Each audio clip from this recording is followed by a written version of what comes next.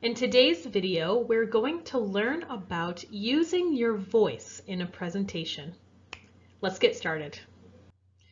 What does it mean to use your voice? Today, let's talk about intonation, projecting your voice, and speaking clearly. First, let's talk about intonation. What is intonation? Have you ever heard this word before? Do you know what intonation is? Intonation is the music of language. It is the way our voice rises and falls when we speak. Our voice always goes up and down when we are talking, right? So intonation is how our voices do this and why. This is a very common problem for second language learners and for people who are learning English. English intonation might be a little different than intonation in your native language. So today let's get some practice with two basic types of intonation and practice using more emotion in our speaking. Let's practice basic rising and falling intonation. First, let's take a look at rising intonation. This is when our voice or our tone goes up. We often use rising intonation for questions and lists in English. Let's listen and practice. I'm going to show you some sentences and questions. Listen to my intonation and then practice on your own. Okay, number one, here we have a question. In this question, we want our voice to go up at the end. So please listen. Can I help you? Can I help you? Now you try. Did you hear how my voice went up at the end of that question? Let's look at our next question. Here again, we want rising intonation or our voice to go up at the end of this question. What will you do? What will you do? Having our voice rise at the end like this shows that we are asking a question. Okay, here we have another question, and you guessed it, we want rising intonation at the end. Would you like some water? Would you like some water? So these are three questions where we have rising intonation at the end. Imagine if I used no intonation. Let's say in number one, imagine if I did not say, can I help you? What if I had no intonation? Can I help you? Can you hear how that shows a very different emotion? Can I help you? Or can I help you? Very different, right? This shows how important intonation is. Let's look at a list now. With a list in English, we also use rising intonation after each item except for the last one. So here we have eggs, milk, cheese, and then our last one we're going to have flat intonation, no rising or falling. So let's listen. I'd like some eggs, some milk, some cheese, and some bread. Got it? We can use this in many kinds of lists. For example, if someone asked you, what will you do this weekend? You might say, I will watch a movie, visit my friends, and do some homework. So you rise for the items in the list except for the last one. Next, let's look at falling intonation. Falling intonation is when our voice or our tone goes down. We use falling intonation a lot in English. We use it for statements, commands, and at the end of many sentences. So again, let's listen and practice. I will say these sentences with falling intonation, and again, I want you to try to repeat after me. All right, here's number 1. This is a statement, right? Just a simple statement. Now let's listen. I love hiking. I love hiking. You can hear how my voice falls or goes down at the end of that statement. We can do this with all statements. I love hiking. I love swimming, right? Our voice goes down at the end of a statement. Our voice also goes down, we use falling intonation, at the end of a command. A command is when you are telling someone what to do. Do this, do that. For example, put that down. Put that down. You can hear how, again, my voice went down. Let's look at another command where we're telling someone what to do. Again, our voice is going to go down. Go over there. Go over there. Did you hear it? Last, let's look at a normal sentence in English. Again, our voice is going to go down at the end of this sentence. So listen. I'll probably stay home this weekend. I'll probably stay home this weekend. You can hear how my voice gradually went down throughout that sentence. I'll probably stay home this weekend. Now you try. Let's continue to practice intonation. You may know about or be comfortable with basic rising and falling tones. But to be more expressive in English, you'll need to show more emotions through your tone of voice. It is very important in English conversation to express emotion with your voice. Especially when you're giving a presentation, we do not want the presentation to be one tone, right? Hello, today I will tell you about da-da-da, right? We don't want that. We want to show emotion in our voice. This can feel difficult at first, and that's why we're going to practice. Let's practice speaking with emotion. First, I want you to guess which word or phrase I'm saying. So just like this, we're going to do 3 examples. You'll see a sentence or a word and an emotion next to it. So here we have the sentence, it's okay, and happy or sad. Just by listening to my intonation, see if you can guess which one I'm saying. Ready? Number 1. It's okay. Was that happy or sad? Did you guess sad? If so, you got it. What did it sound like? It's okay.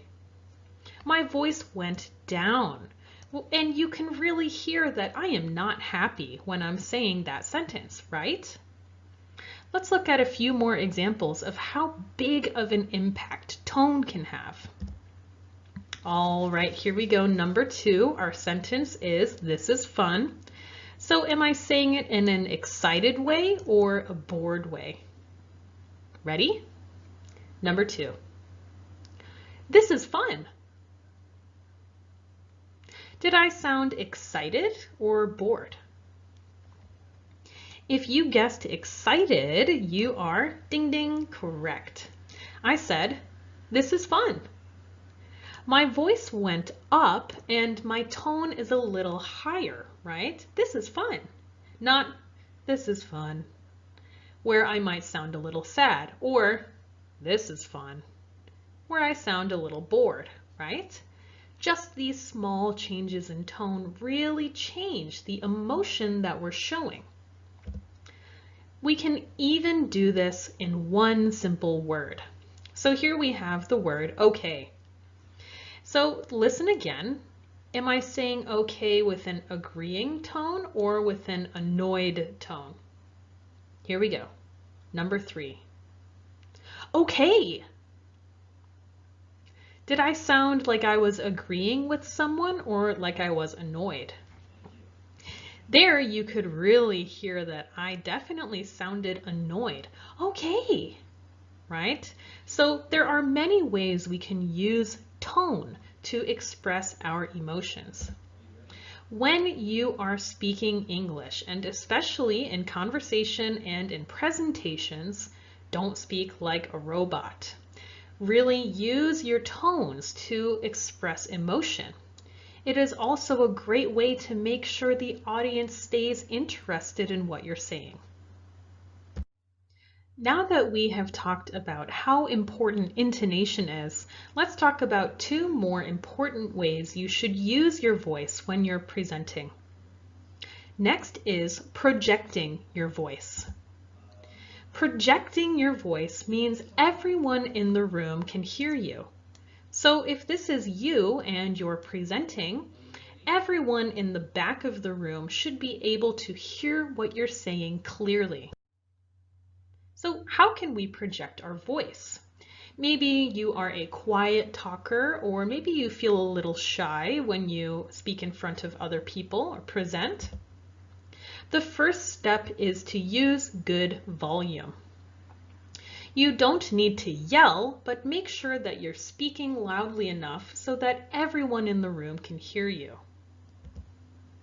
It also helps to breathe deeply to help you get that sound out, and speak from the diaphragm. So the diaphragm is a muscle in our bodies that's right below our lungs. When we breathe deeply and speak from there, we can project our voice much easier. So make sure you're using good volume and speaking from your diaphragm. The last part of using your voice we're going to talk about today is speaking clearly. Of course, if we are presenting, we need to speak clearly. This means that everyone can understand what we are saying. So how can you speak clearly? It is important to say each word clearly, like I just did there. We should be able to hear each word you are saying. So make sure to say each word clearly. Also, don't talk too fast. Sometimes when we are nervous, we might talk really fast because we just want to get through a presentation. So don't do that. Don't speak very slow and don't speak really, really fast. Try to speak naturally and say each word clearly. Finally, don't forget to pause. A pause is a short stop, and we use pauses at commas and between sentences. Let's remember that sentence. I'd like some eggs, some bread, and some milk. There we have commas in the sentence. I would not say, I'd like some eggs, some bread, and some milk. No, too fast and no pausing.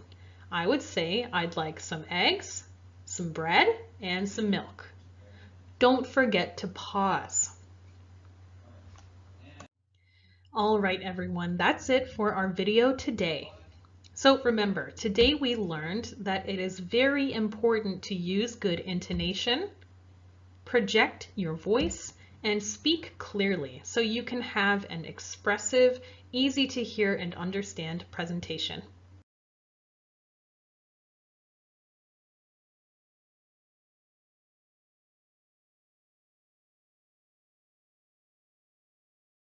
Today we're going to learn how to present with confidence.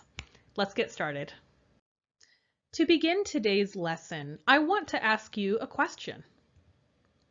How do you feel when you present in English?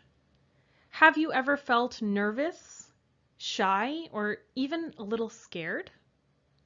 Let's go ahead and learn how to present with confidence. Today we're going to look at some helpful tips for how to present in English confidently.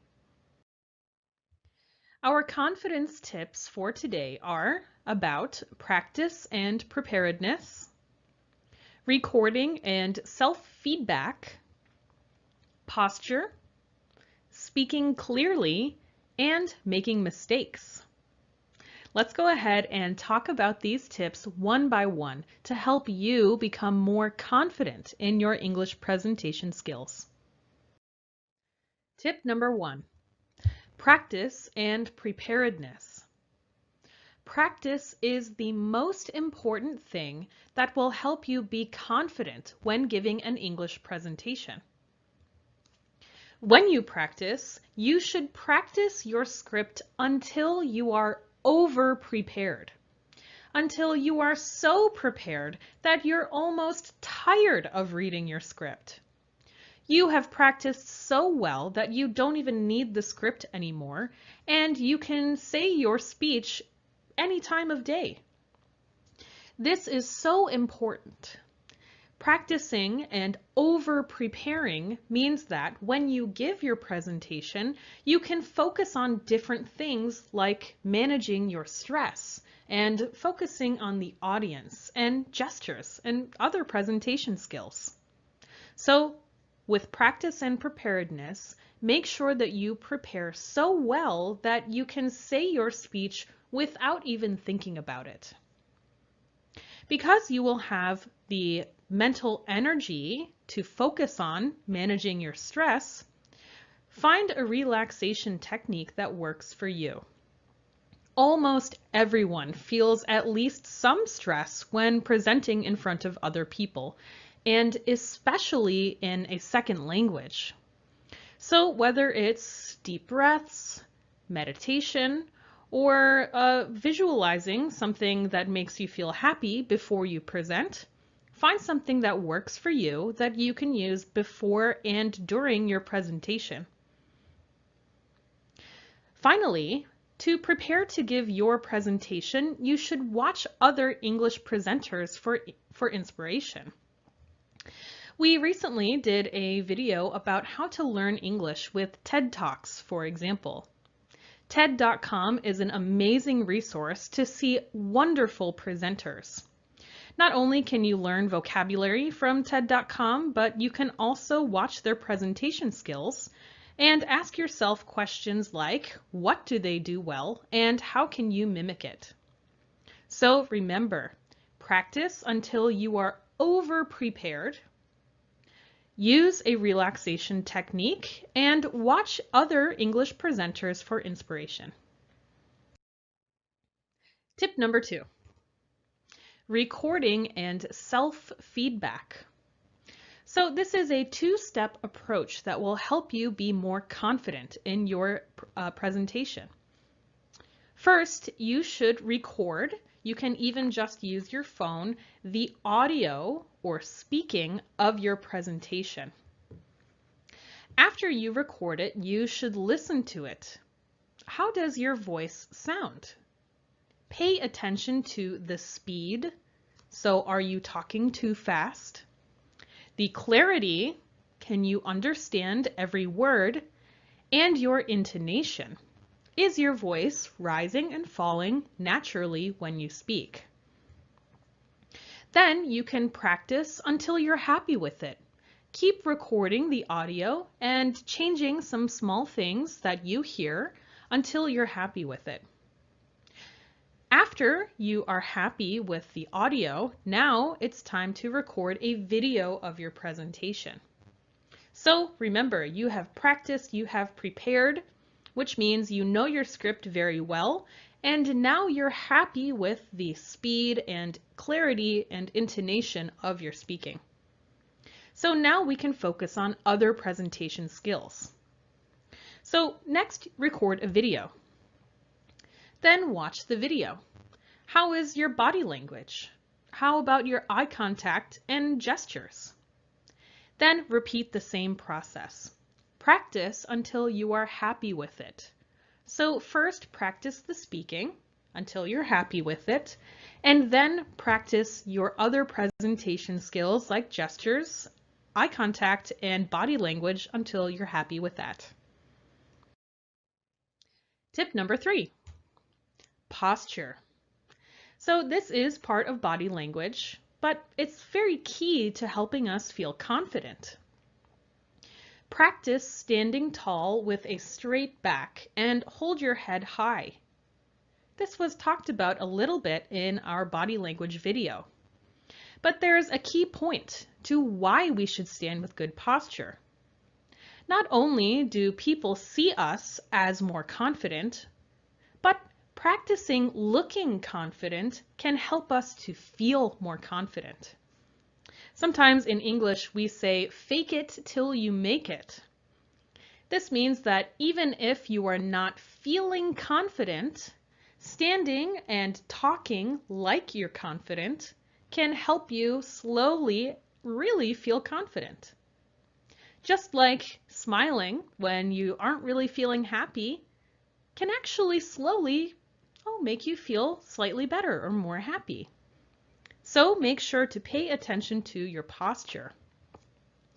So this means don't slouch over like this. So on the right, we can see good posture helps how we feel.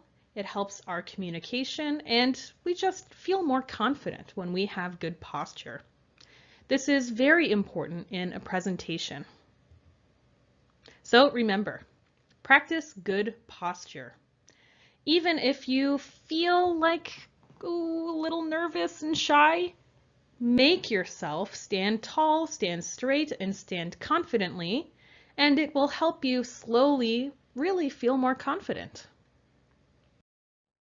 Okay, tip number 4, speaking clearly.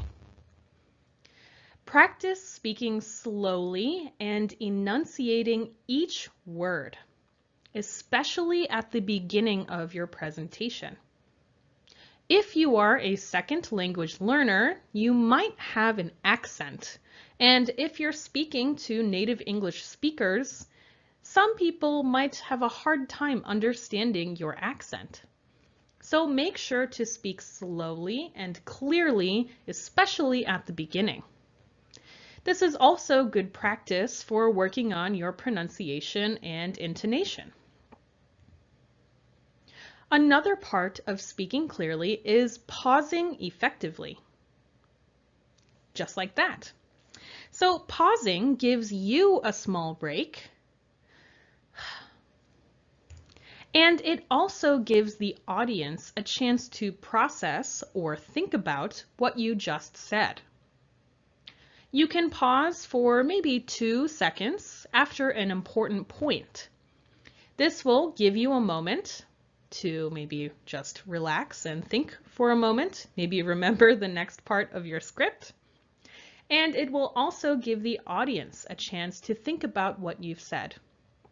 So remember, practice speaking slowly and enunciating each word, and pause effectively. All right, our last tip today, tip number 5, is about making mistakes. Don't be afraid of making mistakes. No matter how much you practice, no matter how much you prepare, there is a chance that you will make a mistake in your presentation, just like you might make mistakes in your daily speaking and practice. But don't be afraid of it. Make sure to keep a positive mindset. When we talk about feeling confident, part of having good confidence is allowing yourself to make mistakes. If you are too hard on yourself, I can't make mistakes, then it will lower your confidence when you do, inevitably, make a mistake. Mistakes are normal and natural and important. Communication is the most important part of language. So focus on communicating your ideas to your audience. No matter what you are presenting about, just focus on communication. And tell yourself, and keep that positive mindset, that mistakes are okay. You may make a mistake in your first presentation or your first 5 presentations, but this is how we learn and ultimately get to success. Okay, everyone, That is it for our video today about how to present with confidence.